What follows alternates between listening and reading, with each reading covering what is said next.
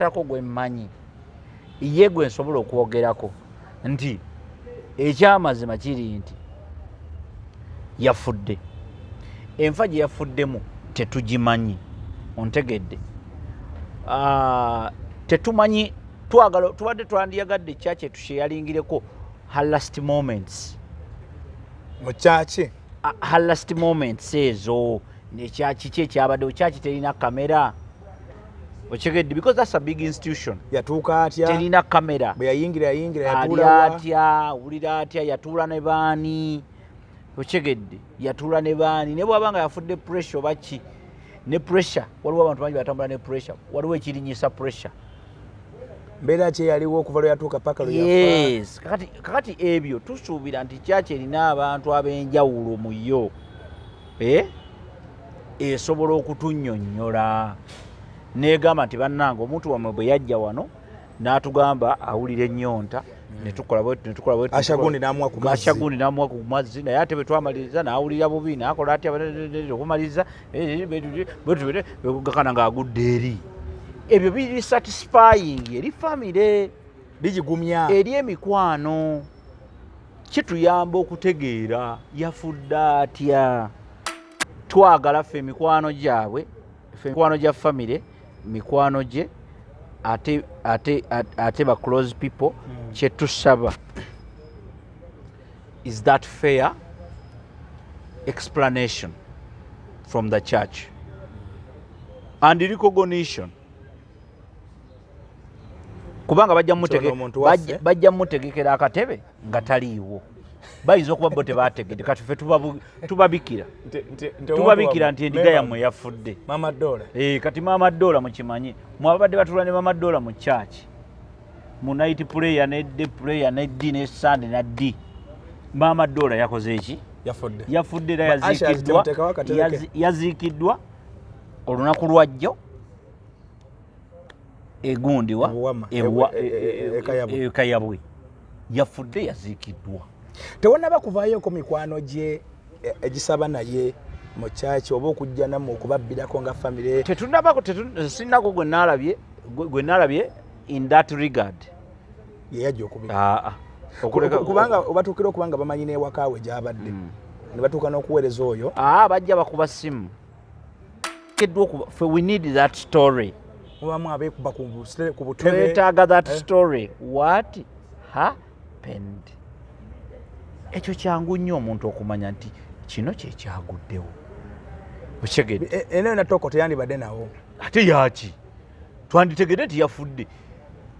Canada land would just be a place of death nti yafuiridde wano period. Ne tumutwale mutako mujjeyo biki. Tetwetaaga na mabugo. Tetuli ku level yeetaaga mabugo. Tetwetaaga na mabugo because essaawa eno as we speak twagenze tumuziika tewali gwe twasabe mabugo. Ate sibe bamuse tino yes tewali mutawaana siruge naye buli lwogaana okukola obuvunaanyizibwa bwo ffe ebibuuzo tusigala twebuuza. Okitegedde? Ffe ebibuuzo tusigala tubibuuza what really happened era tukyayagala okutegeera.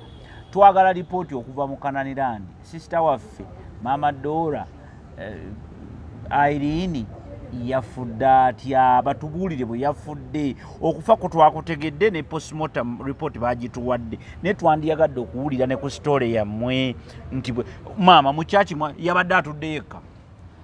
Tewaliwo gwe yabadde alinaanye wano. Bani abamusitudde omutwala mu ambulance kyeyo. Ambulance yavuddewo obudde obwo ku saa 9. Kakati yakoze ebyo byonna naffe twagala nga family twagala okumwebaza. Kubanga kitegeeza nti ambulance nga family we want to wake up twagala okwebaza abantu abo batukozedde abayambye ku muntu waffe omuddusa mu ggwanika. Naye nabo tebagala tubalabe tubeebaze. Tetunaba kuwulizaayo naye ffe ogwaffe twagukoze. Twamujja mu ggwanika ne tumutwala ewaka ne tumusabira ekiro kiramba enkya ku makya. Olwo abasabi bavaawa? Abasabi babaddewo, bapasita bangi babaddewo. Ab'okukyalo nabiki? Ab'omu eri ababadde bamumanyi nti mulokole. Kwa balokole tebaliiko ebyo kasa bamanyi nti waliwo bo bajja buzi. Babaddewo era basabi waliwo bapasita awo ndabadde n'amanya naye n'oli yennyini yamukubidde omu ku baamukubidde ne bagamba nti pasita Bugingo mukwano gwe kamukubire n'amukubira n'amugamba nti ekitegeeza kati nakiri kyobadolooza nti tannaba kumanya kati yategedde kubanga oli mukwano gwe yamukubidde n'amugamba nti ABCD eriwo n'amugamba tujja kukwatagana tujja bimaliriza. Lwaki omuntu aba asirika mu mbeera bw'etyo nga aliwo omuntu afudde? Ate ndi ne Kalungi ye abeera muzzukulu wani weddiranga ye? Nze ndi muzzukulu wa Nkali. Muzzukulu wa Nkali. Ndi muzzukulu wa Nkali, ndi muzzukulu wa Kasujje buto. Mumujanja abakozi Kabaka nga alwadde. Era Kabaka mulina kati okwebaza abengeye kuba Kabaka omulabu afaanana. Yavuddeyo ku anyirira alinganga alabika bulungi. Yabadde kati abasaza abantu bavudde ku mupiira ne balaba Kabaka waffe. Yabadde aleka bulungi baabe. Yabadde aleka bulungi nnyo. Abengeye bakoze omulimu omuki. Mugukoze naye mugukoze nnyo kiri awo kubanga Kabaka ajjanjabibwa bweru. Buli wala n'agenda ebweru. Mwateeka ebweru. Engeye eri mu nsi yonna. Nze n'abazungu tulina n'abazungu kati nze nina muganda wange yazaala mu mazungwe. Tulina n'abazungu bangeye. Nze nina ekintu kye njagala okugamba Katikkiro singa nalina obusobozi ng'egye nsobola mutuukako. Nandibadde mutuukako. Waliwo ekintu kyalagajjalidde nnyo ng'ate kisobola okuvaamu ssente ennyingi ennyo nga kisobola okukola obulambuzi mu ggwanga Uganda. Ebika bya Buganda ebisinga babiwa emirimu emitongole gye bikola. Naye ebika bya Buganda tebirina bikolera mirimu egyo. So singa ekintu kiba empowered by Katikkiro wandibadde weesanga nga Obuganda buyina Omanyi Katikkiro akoze bingi. Omanyi Katikkiro waffe akoze bingi. Tosobola munenya. Osobola kugamba bugambe. Osobola kugamba bugambe naye kyakigatteko. Naye bw'oba oyogera ku byakoze. Kale abakulu b'ebika. Ebyo toyogera ku byanfuna. Abakulu b'ebika. Toyogera ku byanfuna. Kyengamba abakulu b'ebika ne Katikkiro singa bakwatira wamu buli kika omulimu gwe baakiwa ne gukitumbula mu ngeri ereeta ssente. For example, waliwo ekika kye baakwasa okukola amazzi ga Kabaka ganywa okutereeza oluzzi lwe. Abo kati singa bakola muddala ne kampani ennamba ekola mineral water. Ate ensuwa yaani? Ensuwa si yaffe? Muntu mu businessman. N'atagirako justika nti Buganda. Nga olaba BBS ate BBS yammwe. Yaffe gwe yiyo. Yaffe. Omanye emigabo gye mulinamu obuzito bwaki? Tekirina buzibu yaffe. Kati ebyo gwe bolowooza nti yammwe. Abengeye abajjanja ba Kabaka singa balina eddwaliro wano mu Buganda. Anti era Mengo tulina Mengo. Mengo ly'eddwaliro erijjanja ba Kabaka. Ettongole. Omanyi Mengo eyo gwe atamanyi hisitole wa Mengo. Nze omanyi banzaala mu Mengo ate mwenkulidde mu ddwaliro omwo ddala. Sikulimba. Nze nkulidde mu ddwaliro omwo Mengo. Era awawali eddwaliro ly'amaaso awo olabawo.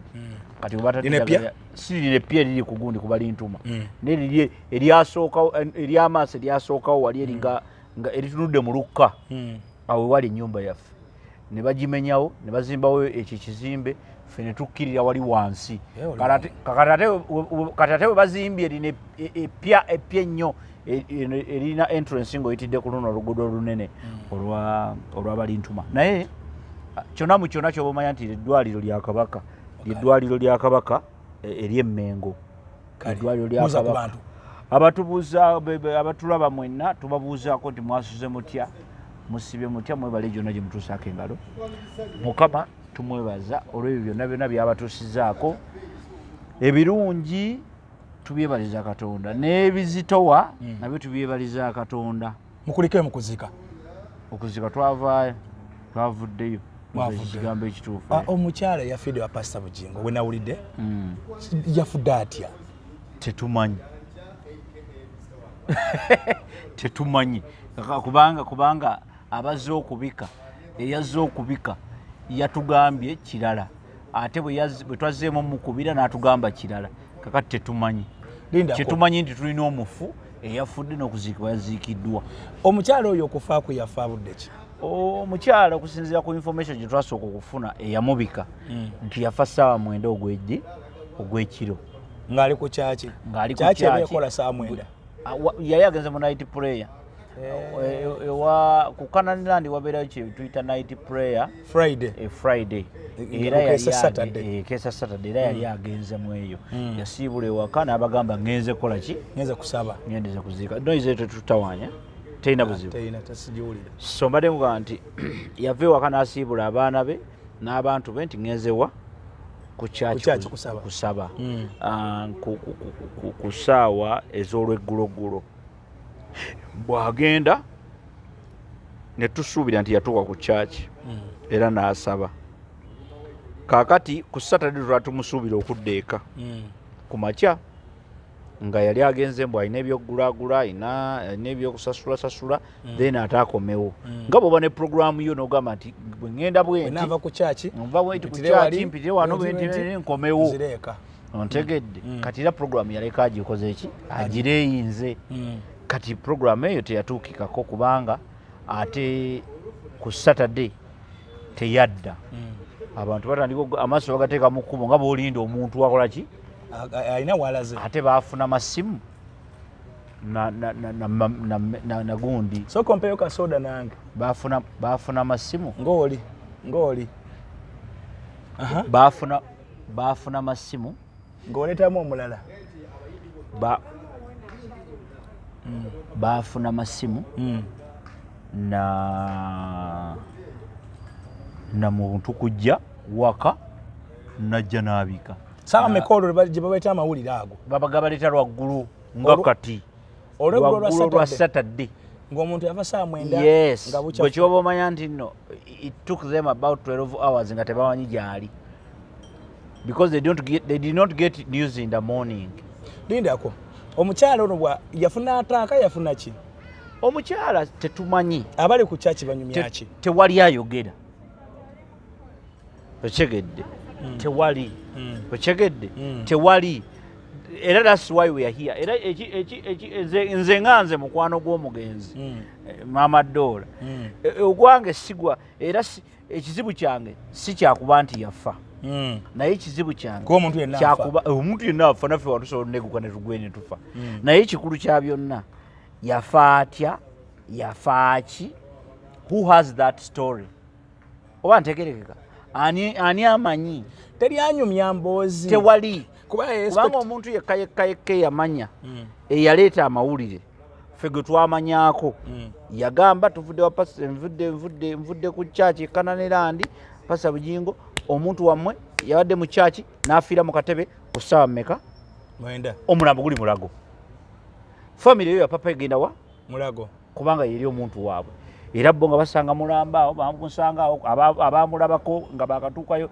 bagamba bamusanga awo alina bwere something whatever it was disrespecting kirya yaliko report ki tewali mugwanika tewali here mu mochare babateekako report ntono yaleeteddwa eno era yaleeteddwa eno by the ambulance of the church ekyo kibayogera naye ne church after that bwe twagenza okukinoonyeza ate bagamba nti ne church terina ambulance kati bamutwalira ka boda bamugyawo batamu simanyi tewali amanyi naye nga report yavamu yasooka okujja eyajja okubika yagamba yafiira mukatebe mu church Bwana Kalungi ensasage bweba egudde awantu awali abantu abangi nga okufa obanga ekyo recently just so recent wiki actually wedde waliwo referee yafiiridde mu mupiira gwa Villa yabadde esamba ne gwabadde wankulukuku yabadde linesman yatondose otunsi n'agweri n'afa n'ensasage yabaddewo ne batuuka n'okuleeta omulala amutuuliremu ye ne bamuddusa ne bakolako mupampinga omutima ne bakola ki ne bamuddusa ne bantwala mu ddwaliro later ne banaunsinga nti afudde era ndowooza bamuzesa ekitale eyo waabwe munyoro weeyo sadze ne kugamba n'eggwanga lyategedde n'ensasage yabaddewo era ne bamuddusa ne bamanya nti yafunye cardiac arrest ne mu kyaki ng'otudde wabawo n'akutudde okumpi ono n'oweeno no n'akuli mu maaso n'akuli emabega actually kyaki zirina ne ba ushers abakwata abantu abagudde kyaki ebeera ne security eyayingidde nga ayimiridde bamufulumye batanga bamusitudde oba okyegedde so those are all the questions era ekizibu kyaffe ffe mikwano gy'omugenzi ekizibu kyaffe si kufa kwa mugenzi ekizibu kyaffe kyakutegeera yafudde atya okyegedde lipooti ki gye balina bano fe abaana be tugenda banyumiza ki tuyinza bagamba ki senga babuuza kuba baana babuuzizza ontegedde ogenda bagamba nti maama yafudde ki yafudde atya kubanga yafudde ki medically they can recognize that they can medically basobola okitegeera nti yafudde kino oba yafudde kino naye what was the situation like bataddewo ko ku postmortem report bagifunye family yagifunye nange nagirabyeko. Egamba ki? Ekyo sinze nino kyogerako. Ekyo sinze nino kyogerako. Ekyo sinze nino kyogerako. Si mwogezi wa family. Ndi mukwano gwa family neyafudde mukwano gwe mbadde mumanyi naye ekyo si mulimu gwange. Abadde amaze ebbanga ki ng'asabira ewa Pastor Bugingo? Amaze ebbanga kubanga nze natandika okutegeera nti asabira ewa Pastor Bugingo. Luli edda nga Pastor Bugingo akyali wano ku Bat Valley ng'akyagenda mu kye bayita gundi bagiyitanga lunch hour ewano kati badde sikyamanyi nti nakati yagenda naye akyali naye paka kati ate babalala ate bagamba bamumanye ennyo okusinga nze bagamba n'okugamba nti omu ku baatandika naye baava bonna ewaani Mundeeba ewa Pastor Serwadda. So kitegeeza ekyo kitegeeza nti babadde bonna. Ekyo kitegeeza nti member wa church. Ekyo tewaliwo kiriko kibuuzo. Okyegedde bulungi nnyo. So mu mbeera efaanana bwetyo fe omuntu waffe ku Saturday ne batamutuwa naye ku Sunday ne bamutuwa. Eddwaliro kubanga eddwaliro lyagana omuntu wa ku Saturday olw'ensonga embeera gye yalimu yeetaaga okulongoosebwa. Era n'alongoosebwa essaawa zeyatwalibwa mu ggwanika n'asulayo n'asiibayo teyakolwako kubanga waliwo n'omuwendo ogw'okusasula era gwasooka kusasulwa ogw'eggwanika era gwasooka kusasulwa gwasasula ku Saturday ne bamukolako ne bamuteeka mu firiigi ku Sunday ne tumugjayo ne tugenda ku Rhino wano ne batwala wali omukwano gwaffe bamuyita Denoni n'agenda n'ajjayo wano Rhino n'akubira aba Rhino ne bagenda ne bamutwala ne tumugjayo mu ggwanika. Ne tukuma olumbe ewuwe ne tulukuma ewuwe era ne tusiibawo ne tusulawo ejjo ne bakeera nnyo ne bamutwala mu kumuziika egundi ewa Mpiji bayitawo kayabwe gye bamuziise mugundi awo nga bakayisa ku gundi bagiyita batya Ikweta. So yembeera eyabaddewo muno mu Kampala abadde awangalira Ndejje waawe Ntebe Road Ndejje ono Ntebe Road Ndejje wano Ntebe Road Ntebe Road oyingirirawo Namasuba n'oyingira eyo munda katono nnyo ate n'oyambuka eyo waggulu waliwo Ndejje we bayita Ndejje Lubugumu Ndejje Zanta Ndejje Mirimu Zone Ndejje Mirimu Sero Ndejje Zanta ate wala neno naye ali around there waliwo akalo kaabwe enkeera biri erinnya. So gyabadde avanga najja n'asaba. Gyabadde avanga najja n'asaba. Kitegeeza omuntu ng'oyo atambula ne Pastor Bangidi n'abadde alina obuweereza mu kyaki? Simanyi. Sisobola kulimba nti abadde n'obuweereza mu kyaki. Naye kyensobola okukakasa nti abadde muweereza abadde musabi. Ekyobuweereza toyinza kukimanya. Kuba nakyo oba oliawo twandibadde tukitegeera.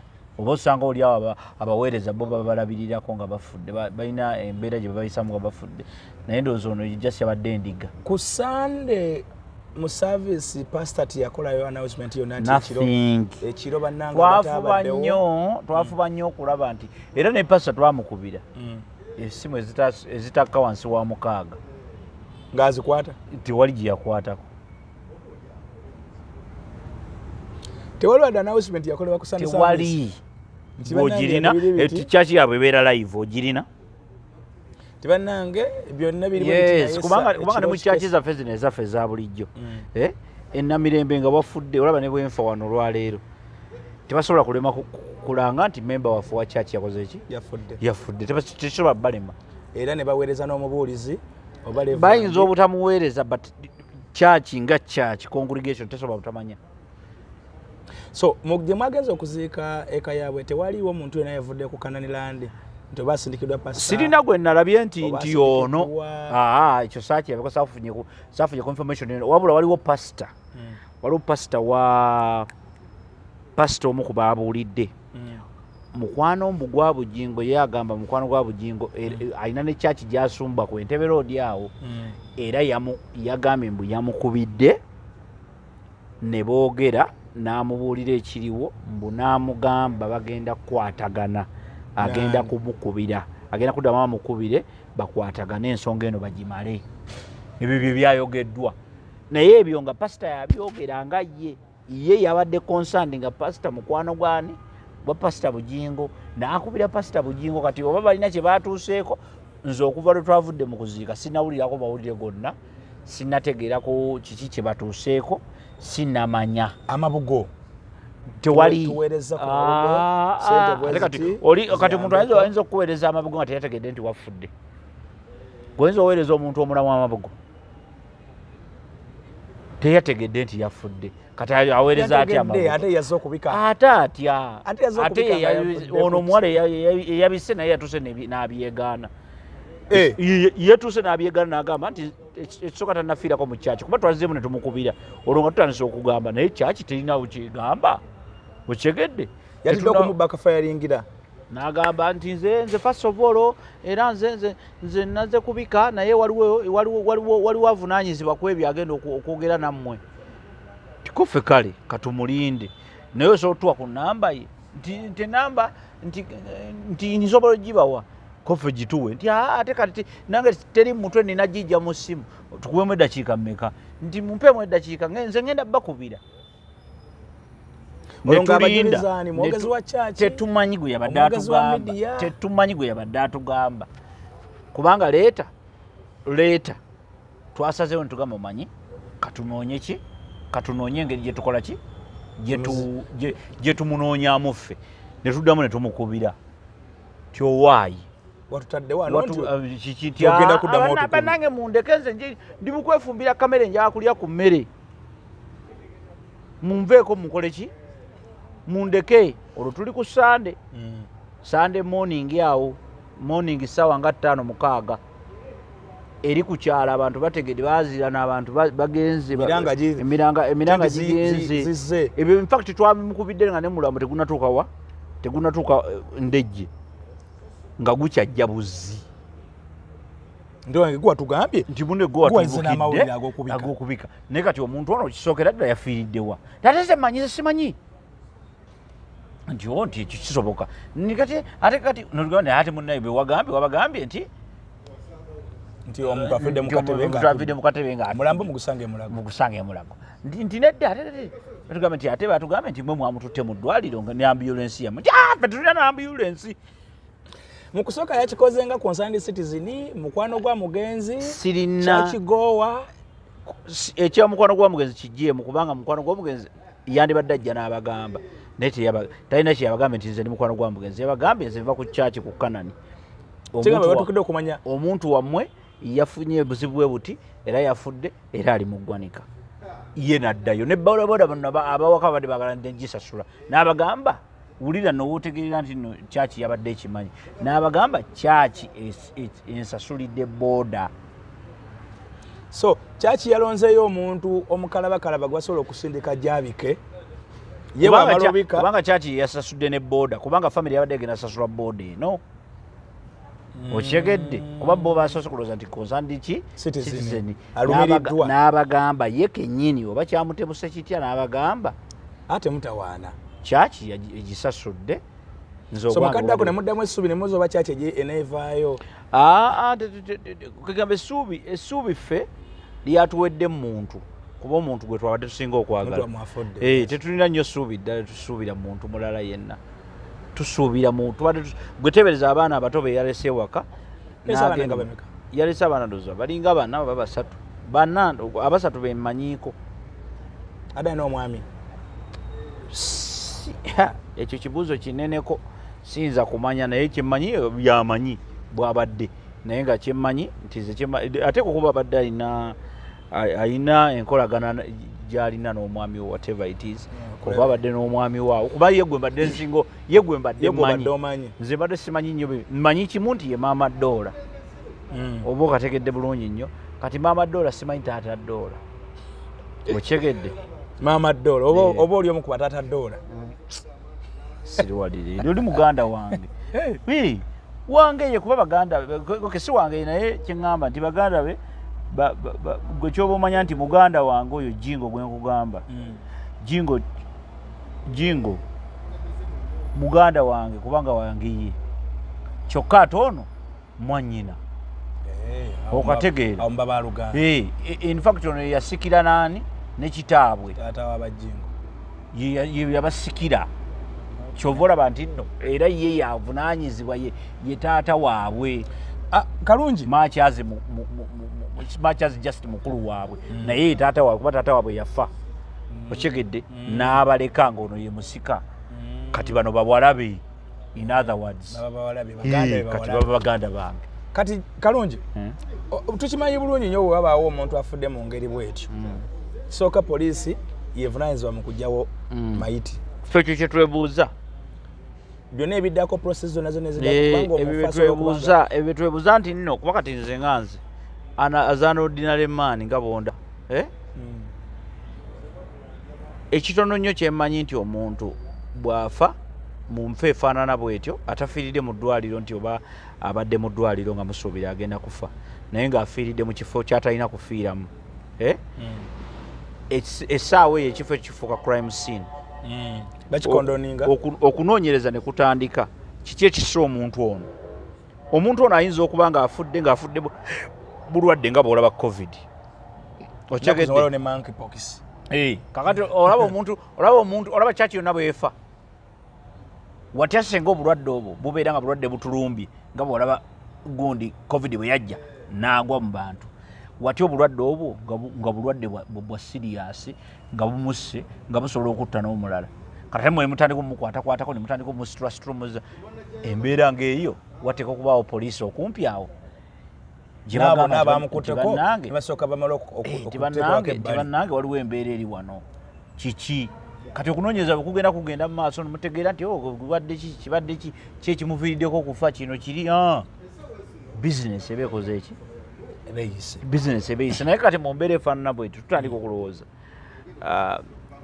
abantu abamu batwalira amateeka oluusi mu ngalo abantu abamu oluusi bawummula nnyo oba abamu bali above the mateeka nti ye asobola okugira naga nti omuntu yafiiridde awo mugende mujje mulago temunsumbuwa okyegedde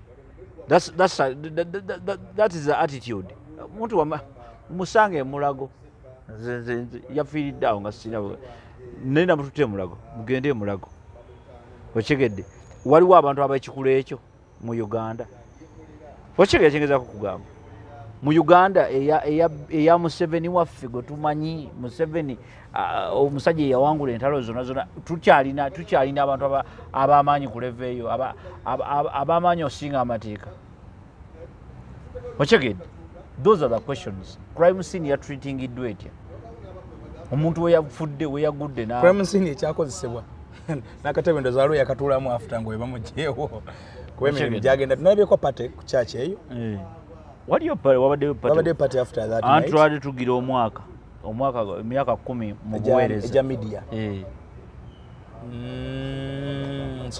naye kankubuza ekibuzo kimu pastor tukkiriza mu bulamu nti abantu bafa yes era okufa gyekuli teri akiwakanya ekyo okuleka nga totegeera naye abafa bazinga bafe wa pastor awo alina handling gyabadde akwatamu ensonga oba oli awo ereeta ebibuuzo mu matu g'abantu ebintu bya Richard byali bya masasi naye enkwata gyakwatamu ekintu kya Richard nti abantu batuuka n'okutuuka olwali teryakkiriza nti Richard yafa nti oba kale yali ataaka nti oba alumbibwa olwa handling gyakihandolingamu ng'omuntu amasasi gavuze nvuzeeko ku mulambo asimanyi muvuze nemwetwalira mulago simanyi nemutwalawa nemutwala amasasi nange gankutteko mu mugongo ate nje nemamulaba ng'agenza okuziika ayambadde kanda shati munda yambaddeko esaati yambaddeko ekkooti fitting agenza okuziika gwe bakuya amasasi 345 mu mugongo Richard afudde tebamuleseko ku kyaki bamusabuyisa bamututte paka eri gye bamuziika ebyo byonna ne bireeta ebibuuzo mu bulamu mu maaso g'abantu kati ne kino ekintu era nakyo kireese ebibuuzo basi lwaki asigawo embeera eyo abantu okumubuuza lwaki tavangayo n'abakiriya olowooza alina byazibira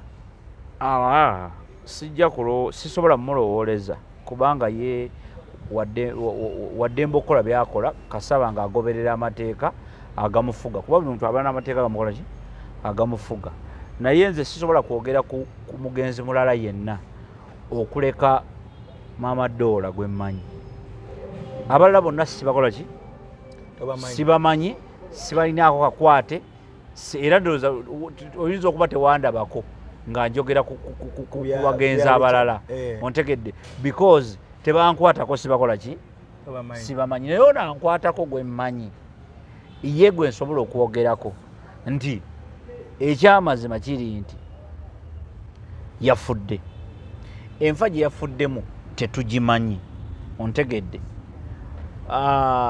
tetumanyi tubadde twandiyagadde ekyaki etushyeyalingireko her last moments mukyaki her last moments ezo nekyaki ki ekyabaddewo kyaki terina kamera okigedde because that's a big institution yatuuka atya terina kamera bwe yayingira yatuula atya wulira atya yatuula ne baani okigedde yatuula ne baani ne bwabanga yafudde pressure oba ki ne pressure waliwo abantu bangi batambula ne pressure waliwo ekirinyisa pressure mbeera ki eyaliwo okuva lwe yatuuka paka lwe yafa yes kakati ebyo tusuubira nti kyaki erina abantu ab'enjawulo mu yo esobola okutunnyonnyola negamba nti bannange omuntu wammwe bwe yajja wano n'atugamba awulira ennyonta ashagundi n'amuwa ku mazzi naye ate bwe twamaliriza n'awulira bubi n'akola atya okumaliriza gakana ng'agudde eri ebyo biri satisfying eri famire bigigumya eri emikwano kituyamba okutegeera yafudde atya okyegedde kituyamba nnyo okutegeera okyegedde because bino byonna ebirala kubanga postmortem tebawandiikamu postmortem bakuwandiika bawandiika cause of death okyegedde naye tebakuwa previously yabadde aperforming atya bo bakuwa cause of what death bo tebakuwa previously bakuwa cause kati ate ffe twagala nnyo previously okyegedde previously nga family biri satisfying olaba ne bwemubeera ng'oli yabadde mu ddwaliro n'afiira mu ddwaliro era abantu banyumirwa nnyo okuwulira ebigambo ebigamba mu buntu ebigambo ebigamba nti munnange ku Saturday yagenda n'anywa ku mazzi awo bwe yanywa amazzi ne tulowooza atereddemu n'atuula n'okutuula n'atunyumiza n'emboozi naye bwe yamala okunyumya emboozi n'atandika okwesika n'afa omuntu awulira nga ayagala obiwulira ebyo the lastest point of her life okyegedde kati abaana bano tusobola bamma mu kisoogo yo family egamba ewaka yali atya bo yali okay yali very okay yava waka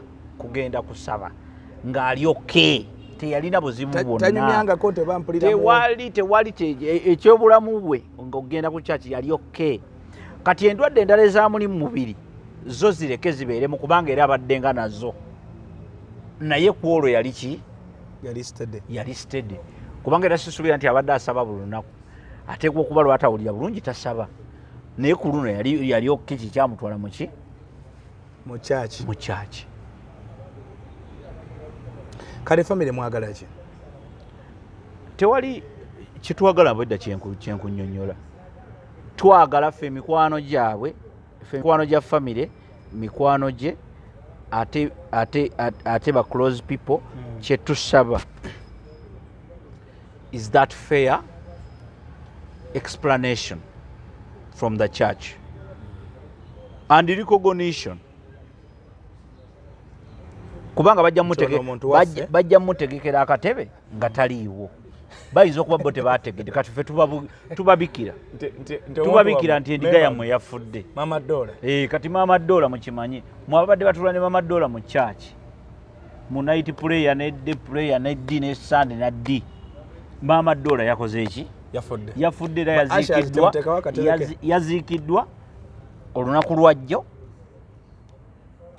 egundiwa ekayabwe yafudde yaziikiddwa tewonnaba kuvaayooko mikwano gye egisaba naye mu kyaki oba okujja nammwe okubabbirako nga famire sinnako gwe naalabye in that regard yeyajja okubikubanga obatuukira okubanga bamanyi n'ewakaawe gy'abadde ne batuuka n'okuweereza oyo bajja bakuba essimu gye bamuggyako bajja bakuba essimu bajja bakuba essimu ne batuuka ne bakakasa kifaananyi kye kino nti ye ne babika kyomukyala bwati ne bwati ene simu mumanyi nanyini simu eno. Yes. So for me as a community expert, I want to talk about what we call institutions nga church nga amasomero ng'ebintu ebifaana bwe bityo. Institutions zino ziraba tabeera muntu but eba group y'abantu. Kati olw'okuba nti eba group y'abantu abali awamu era basiza awamu era balina kye bakola. Kati institution esukka kukubeera abantu n'ebeera organized muuko okyegedde. Ti institution ebeera n'abantu abavunaanyizibwa ku buli nsonga. Ffe nga zinga yaffe tukkiririza nnyo mu kye tuyita community kye tuyita personal responsibility and accountability. Kana in that regard obasa kinoomu n'embalirira. Yes. Kati embalirira eyo institution gye tugibanja nti agati institution ya Kanani tugibanja embalirira eyo omuntu waffe yafudde. Institution ya church eteekeddwa okuba ng'erina database y'abantu abasaba. Eteekeddwa ng'erina footage w'abantu abajja kuwongo. Senga ojjukira omukazi gwe babbako omwana mu church ya wano mu Ndeeba. Bamubba wa Kiganda mu Kisenyi. Bwe bamala omubba ne bamutwala bannyini mwana ne bagenda mu church ne bagamba naye church tuze kusaba omwana waffe owokusatu talabikako. Badduka mangu nnyo ne bagenda mu kamera za church ne balaba nti wuuno omwana bamutwala, laba omukazi amututte, ne bakwata footage ne bamukwasa poliisi mu nnaku ezi. Omwana yali alabise. Kati ekyo kye tuyita institution. Nti institution etegeeza obuvunaanyizibwa obwo ng'osobola n'okuwembalirira. Omuntu bw'abanga ajja n'asabira mu kyaki yo tasobola kutuukako buzibu bufaanana kufa. Kale n'otamanya naye ng'ate afiiridde mu kyaki nga tafiiridde wabweru wa kyaki oba si kyo ng'afudde ava ku kyaki.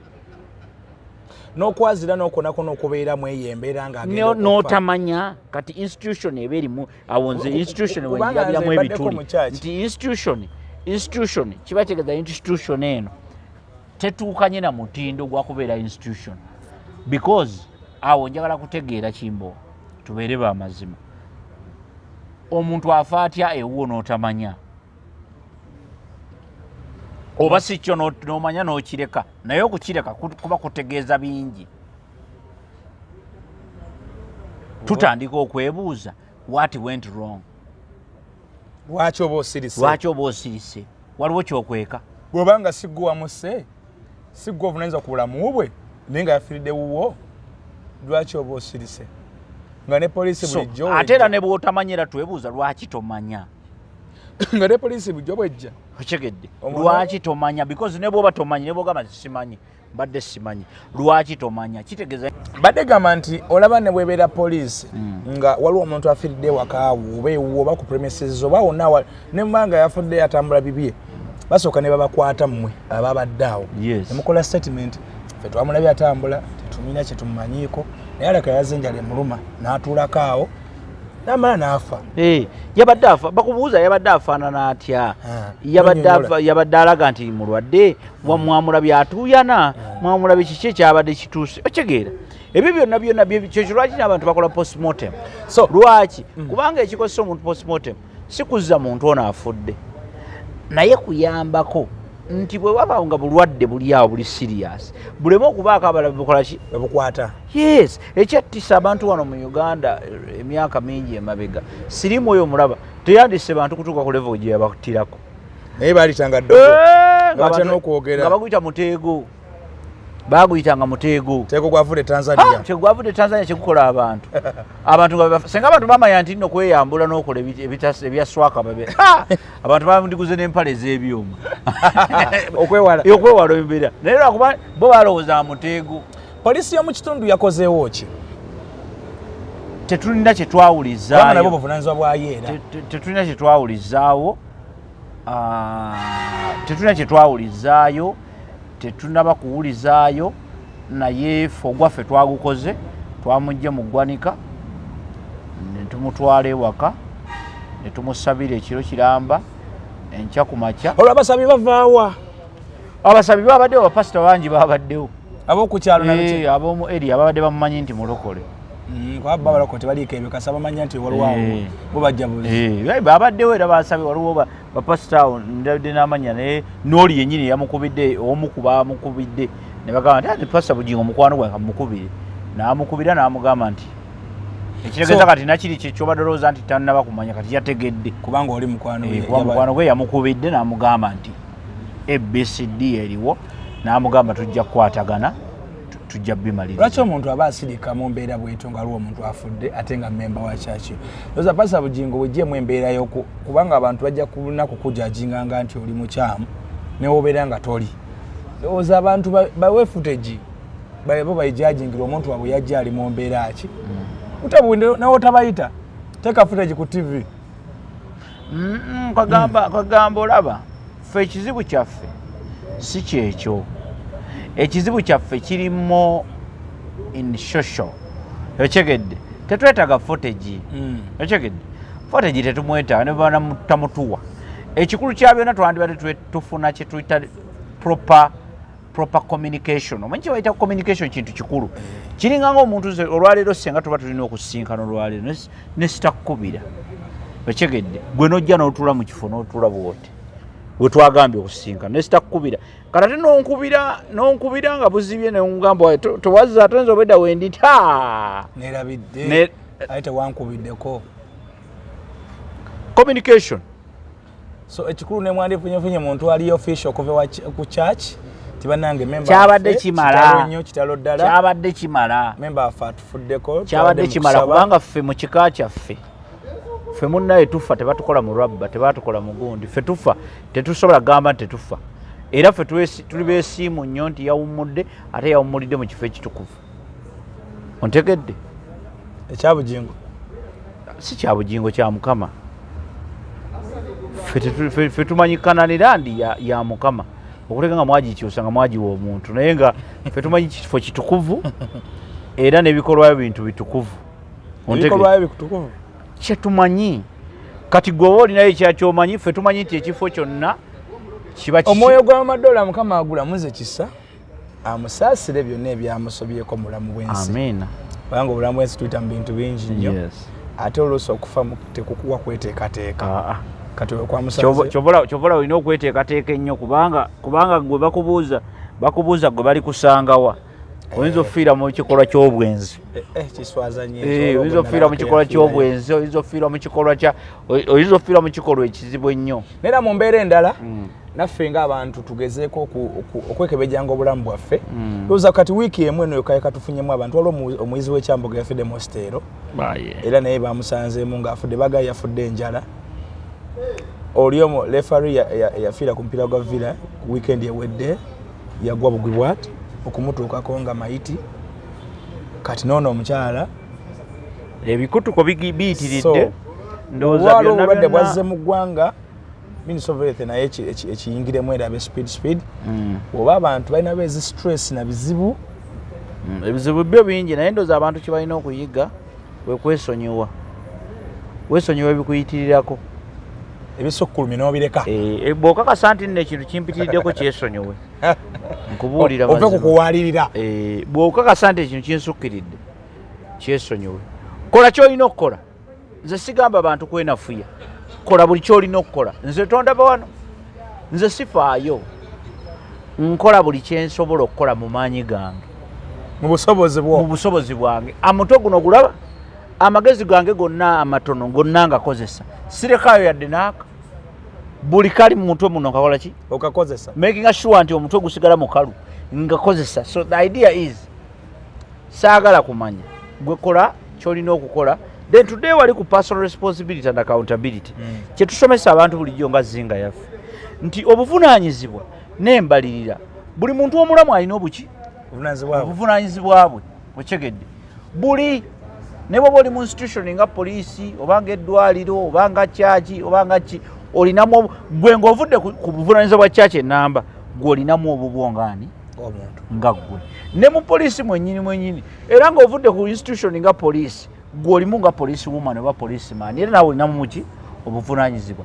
Can you see how best you can be responsible and be accountable nga osobola okuwembalirira kati ekitutawanya essaawa eno Kananirandi yaganye okuwembalirira ku sisita waffe eyafudde eganye okuwembalirira eganye otubuulira nti bannange omuntu ono yazze bw'ati ne bwabeera n'afa ekyo baganye kitugamba naye eyo gye bayite embalirira. That's what we call responsibility and accountability. Tegeza balinawo ne plan eyinza okudisowninga omuntu ono ntasabira nkona mu kyalo. Nedda ono omugale eyamutuleetedde yamudisowninze ekyo nze ye pain ino gye nnina yamudisowninze kameze tetannafiirako mu kyaki tetulina ambulance ne tumugamba munnaye batugambye wali kuggwanika nti yagendedde mu ambulance yamu nti tanagendako namuggwanika fe tetulina n'ambulance omuwala bwe yagambye tetugambyeko nti mulina ambulance but okitegeera kyengezaako okulaga kubanga balibo bagambye ambulance ya church yamulesewa kuggwanika ontegedde nga mufu teyavudde mu ddwaliro lyabwe teri wadde nti yasoseko mu kalwaliro ambulance ya church yamulesewa nga muki nga mufu byebigambo byabwe kati spesawe ne bubanga tosobola ku owning your responsibility and be accountable ekyo kyetusiiba tugamba abantu ndooza mulabe amakulu gaakyo nti zinga yaffe tuvaayo oli nayogera nagamba nti abo bamala budde abantu bamanyi obuvunaanyizibwa bwe tebabumanyi abantu tebabumanyi toddawo tobeerawo nolowooza nti nno tumala budde okusomesa abantu baza church zina ne first aid gundi kifo omuntu ena abantu balwalira ku machachi eyo mubamu wateekeddwa okuba we need that story mubamu abeekuba ku butebe twetaaga that story what happened. Ekyo kyangu nnyo omuntu okumanya nti kino kyekyaguddewo okitegedde eneyo natoko teyandibadde nawo ate yaki twanditegedde nti yafudde Kananirandi would just be a place of death nti yafuiridde wano period netumutwale mutako bamugjeyo biki tetwetaaga na mabugo tetuli ku level yeetaaga mabugo tetwetaaga na mabugo because essaawa eno as we speak twagenze tumuziika tewali gwe twasabye mabugo ate sibe bamuse tino yes tewali mutawaana siruge naye buli lwogaana okukola obuvunaanyizibwa bwo ffe ebibuuzo tusigala twebuuza okitegedde ffe ebibuuzo tusigala tubibuuza what really happened era tukyayagala okutegeera twagala lipooti okuva mu Kananirandi sisita waffe maama Dora Irene yafudde atya batubuulire bwe yafudde okufa ko twakutegedde ne postmortem report bagituwadde ne twandiyagadde okuwulira ne ku story yammwe nti maama mu kyaki yabadde atudde yekka tewaliwo gwe yabadde alinaanye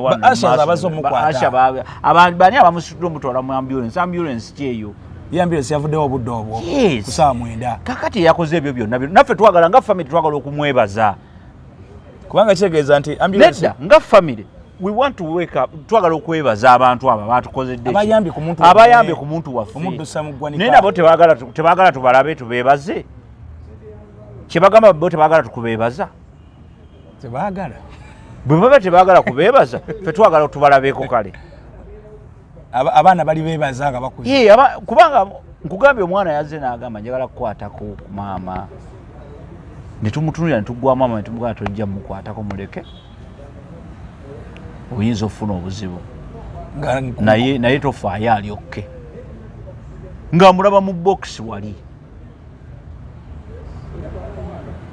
tebamujjanjabyeko nti oba yalwadde tebamukoze eki kati you know that pain especially to a child okitegedde kubanga eba pain egyomubeerako forever gyatategeera atajja atuuka ekiseera agitegeera ate mulume nnyo nga ne story talina story tuteero wabula okumugamba bugambi nti yafa naye tetwamanya yafa atya yava buvi waka tugenda okuddamu okutegeera nga ate ali mu ggwanika kale Dr. Senjobe wa Biva Organic agamba nti gwe nalina okusomozebwa mu ndwadde ez'enjawulo genda yakubene nga akufunira eddagala ojjanjabibwe abaami abenyoma mu size ne mu maanyi ne mu speed mugende yaberenga ne speed banna ng'ekintu mwakitaddemu amaanyi kakati ne speed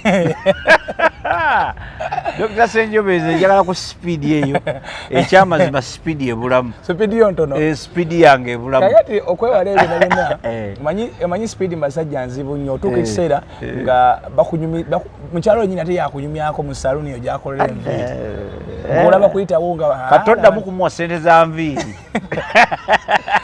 wajja kukunyumyako nga waboda gwotuma ettooka litwaleyo ewaka ate yakwongererayo olugendo naye embwa ezo kale nze nkubuulira owabbuca gy'ogulinya nze no saagala babooda nze saagala era nze mukazi wange ekyo nakimugamba sikolaga na babooda mbu wabooda we onantwala alina wabooda we obeera tano wabooda wo nze ng'oli maka gange yamutwala mu kaseera akazibuzibu amukazi waye yabigezaako bwoyo gundi yantwala ne muka kati gwe booda zikulemye awo tosagenda kusa obeera otano wabooda wo mbwakubire mbu yakuvuga random border random ate ezo gwa mubatemu naye no yaba abagwemu ono ayinza n'omuvuga lwatali ssente nga kiki kyabamuwola ekyo oli tuddawo akatabalwa jangu ontwaleko wano iwa ayingirawo kati nga mutwala kati baba mutwala wa yonna mutambula ze zenja otambula kinga tolina ssente Dr. Senjobeze ngenda yakujjanjabe abaami otambula otya katolina ssente kati obeera kati tolina ssente transport yakutwala bw'oba tolina transport sigala beera weewaka tosobola owa bodaboda bani nkasanga ewange nga keetalatala nze sina wa boda atwala mukazi wange gwe ng'omusajja tolina n'omukazi tamulina obeera otya nenamba yowa boda mu ssimu baba nabo nno kale abenda kuzibana n'owa uba boda uba kikomando simanyi owamanda owenjala owabiki anti kati aba bakazi ab'ekikulu ekyo balina n'obudde abasajja babe balina obudde omanyi bw'otabubira nsikoyo abantu bagyononamu okimanyi nti abakazi basaba ne ssente ababodaboda gwe nga tomanyi nti owabodaboda agula n'emmere ewuwo nga tomanyi anti busiru omanyi we kitandika bwe kiti kitandikira mu kino kyenze kyendi mu kugaana ontegedde kitandika oli alina ennamba yeyeki ey'essimu kati kitandika bwe kiti katabalwa gyebale wali ku stage nti ye kakati simanyi nakumanya oba jangu ontwa katabalwa yitaba wanji maama kimwita na maama wanji maama kati katabalwa ndowooza wandize n'ontwalako wali mu katale nenda nekyoba okola katabalwa ndeeterayo just enkota y'ettooka amatoke gange ndi ogamanyi nti ndeetereyo ndeetera ne kilo y'ennyama nendowooza leeta haafu olete ne haafu y'ebinyeebwa ndowooza nja tuteerako ku mmere ndeetera n'olumuli wa 200 kale kanzije maama kiwe kya maama kanzije maama nga biyingirawo bwebiyingirawo kale nange ntwalaako ng'abala nedda abakazi bayaaye nnyo ate abakazi baagala balansi waabwe aba n'emitwalo gye wano emeka 5 katabalwa kakati ebintu badde byammeka kotanji kuze 2 kitundu biki 5 katabalwa nga ssente ezo nyingi kyokka mbadde n'emitwalo gyange wano 5 biki omanyi kyamugamba katabalwa mpayo mutwalo gumu nze nkweji n'etaano ojja kumanya kati omanjayo emeka mama gumu 2 nja kulaba kibanja dadi Tracy wanaaba akomawo nja mugamba kati dadi amugambayo dadi Tracy bwakomawo enkya bwakomawo ekiro yalya mmere ye yalese ekyemmeka ekyeffite alo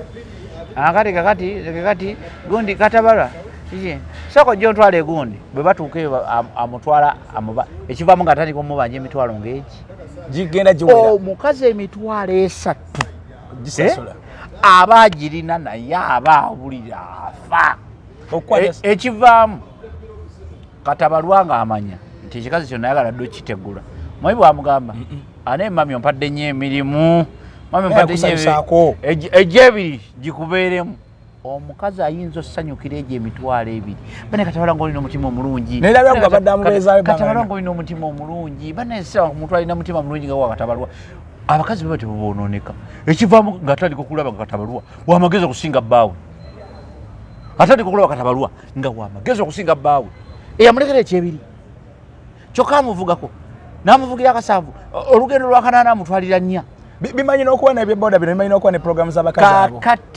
kaakati kivaamu lubwolu ng'atandika okwogera ebitakwatagana katabalwa nga n'omukazi adda mu kyano aba yadda dda mu kyano jukira bo boononeka women get spoiled nze sisobola gusanga tele simu ya waboda nawe omanyi ababoda abo amanyi n'omukubira